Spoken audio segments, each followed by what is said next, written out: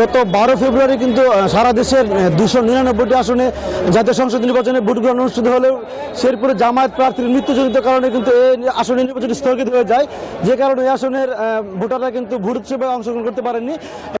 নির্বাচন কমিশনের পুরো তফসিলের তথ্য অনুযায়ী আগামীকাল 9 এপ্রিল কিন্তু এই আসনের নির্বাচন অনুষ্ঠিত হতে যাচ্ছে এবং এই নির্বাচনকে কেন্দ্র করে কিন্তু নির্বাচন কমিশন পর্যাপ্ত সংখ্যক আইন শৃঙ্খলা বাহিনীর ব্যবস্থা করেছে এবং সব ধরনের প্রস্তুতি নিয়েছে।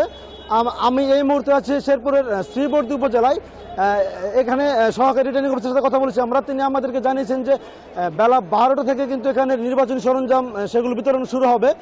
ইতিমধ্যে কিন্তু এই নির্বাচনী সরঞ্জাম নিতে কিন্তু বিভিন্ন কেন্দ্রের প্রিজাইডিং অফিসার এবং আনসার সদস্য, পুলিশ সদস্যরা কিন্তু যানবাহন সহকারে এখানে এসে উপস্থিত হয়েছেন। আমি যদি একটু আপনাকে জানাই যে এই শেরপুরের 3 আসনটি কিন্তু শ্রীবর্দী ও ঝিনাইগাতী উপজেলা নিয়ে গঠিত। এই দুটি উপজেলার 17 এবং একটি পৌরসভায় মোট 4,13,000 ভোটার রয়েছেন। তারা কিন্তু আগামীকাল ভোট উৎসবের অপেক্ষায় রয়েছেন। যেহেতু তারা গত 12 ফেব্রুয়ারি ভোট দিতে পারেননি, তারা কিন্তু প্রথমবারের মতো আগামীকাল ভোট দেবেন, যে কারণে তাদের মধ্যে বেশ উৎসাহ উদ্দীপনা বিরাজ করছে। আমি যদি একটু আপনাকে বলি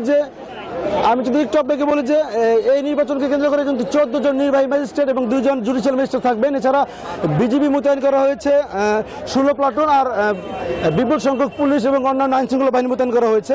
আমি একই খবর জানতে চলে যাব বগুড়ায়। সেখানে রয়েছেন আমাদের আরেক সহকর্মী আব্দুল সালাম বাবু। তিনি জানাবেন বগুড়া 6-এর খবর। বাবু,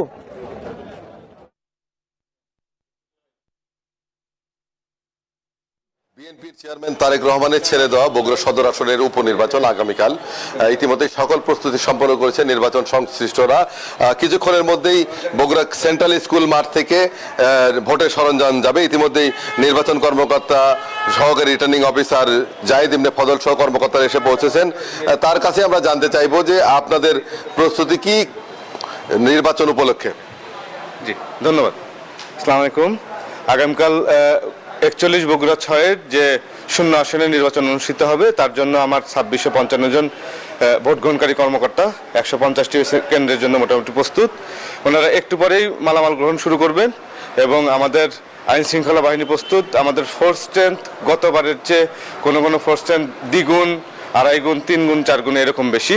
আমাদের মোট 11টি ইউনিয়নে, প্রতিটি ইউনিয়নে ম্যাজিস্ট্রেট সাহেবরা কাজ করবেন। পৌরসভার জন্য আমাদের 5 জন ম্যাজিস্ট্রেট আছেন, 2 জন ম্যাজিস্ট্রেট রিজার্ভ আছেন এবং আমাদের বাংলাদেশ সেনাবাহিনী থেকে শুরু করে Bangladesh police, Bangladesh Ansar, BGB, RAB সবাই ফিল্ডে আছেন। আমরা একটি সুন্দর, স্বচ্ছ, নিরপেক্ষ নির্বাচন অনুষ্ঠানের জন্য সম্পূর্ণ প্রস্তুত।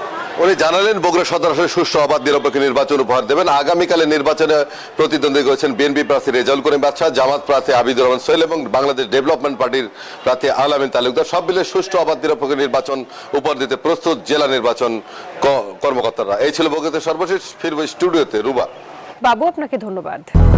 200-র বেশি সার্ভিস ও ফিচারে লেনদেনের সব বিকাশ অ্যাপে সম্ভব।